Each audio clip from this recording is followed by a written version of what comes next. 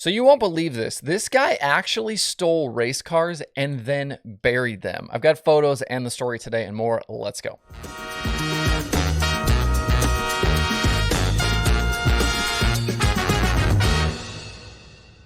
It's Tuesday, October 4th. I'm Justin Fiedler. This is Dirt Tracker Daily. So I got sent this story yesterday morning, and then it did trickle around the interwebs a little bit yesterday, so you may have seen it already, but I wanted to go ahead and share it anyway, just because of how insane it is. This car on the screen that I'm showing right now belongs to Jeff Stalnaker Jr., who is from Florida and has been racing around the Southeast for a long time.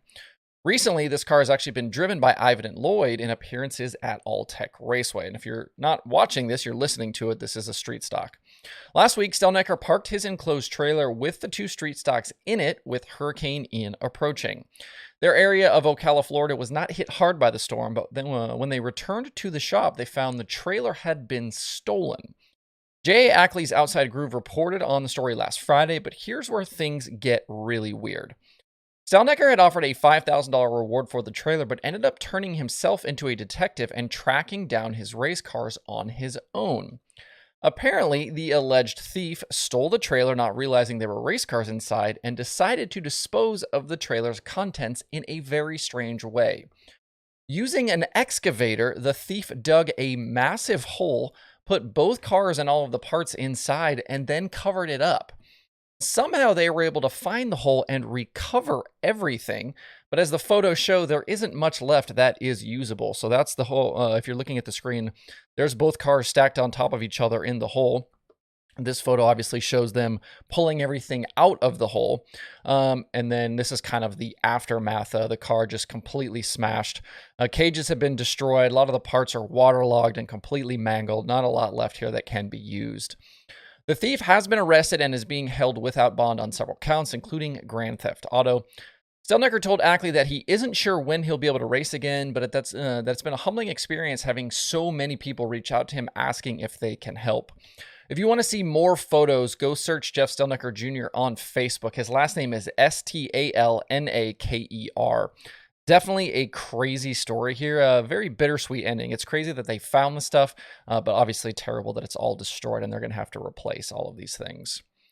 Around the country, 2 big weeks of racing get underway tonight. The first we'll talk about is Super Dirt Week up at the dirt-covered Oswego Speedway in New York. Racing's biggest party is actually already underway. Pro Stocks, 358 Modified, Sportsman Modifieds, Big Block Modifieds all will race this week. Main events on Saturday and Sunday. Campers have been moving into the area since Sunday, and tech inspection for all divisions opened at the track yesterday. The first racing of the week is on tap for tonight with Weed Sport Speedway hosting the kickoff, which includes the 358s, Sportsman, and Pro Stocks. Matt Williamson is the defending winner of the 200-lapper for the big blocks. Stuart Friesen won the Sportsman 150 a year ago, while Zach Sabatka and Chad Jessio won the Sportsman and Pro Stock main events.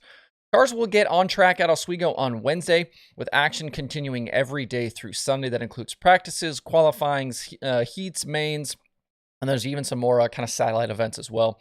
You can watch tonight's kickoff racing from Weed Sport live over on Dirt Vision. We'll keep you kind of updated on all of the events and results and things as the week progresses.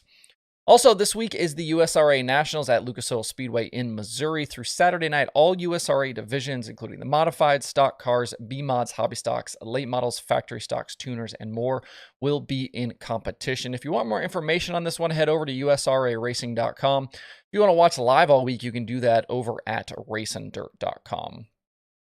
It's been a while since we did a lap through the analytics section of dirttracker.com and just shared some kind of different insights. So I've got a few for you today. We mentioned yesterday that Jacob Allen's top 10 streak is now 16 races. Of all the major dirt racing series in the country, this is currently the longest active streak. Another note of interest for the World of Outlaws Sprinter Series right now is around where feature winners start.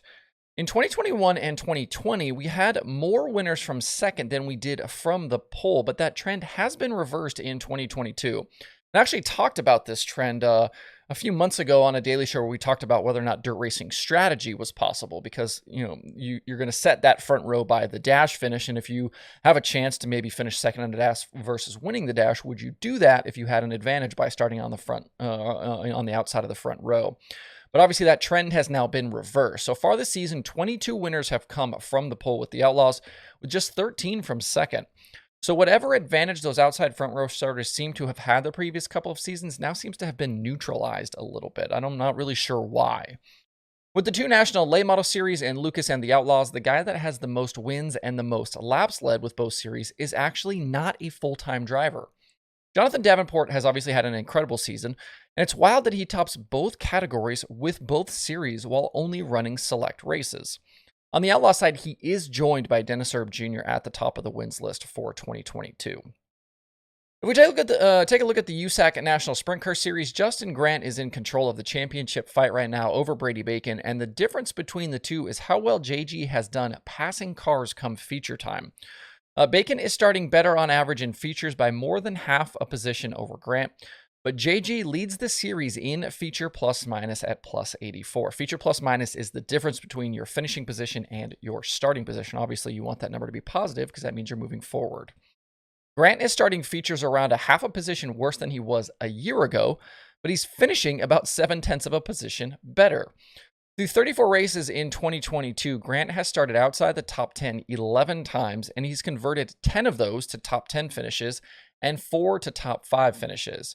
It's not difficult to see why he's leading the championship here with 5 races left. If you want to check out more stats and analysis, head over to dirttracker.com/analytics. A ton of stuff there available for free, race results, and a bunch of stat categories. And then you can go deeper with a subscription to Dirt Tracker Plus for $4.99 a month. That's less than the cost of an Egg McMuffin meal at McDonald's. And for that small amount of money, you'll get almost 30 additional stat categories and tools that are not available anywhere else. And if you're participating in things like Dirt Draft or the various pools, this is a perfect tool here for your research.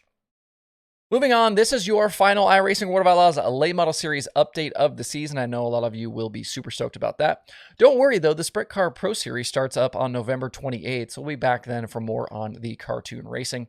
If you want to participate in the Sprint Car Pro Series on iRacing, I believe the qualifying events start next Monday night, the 10th.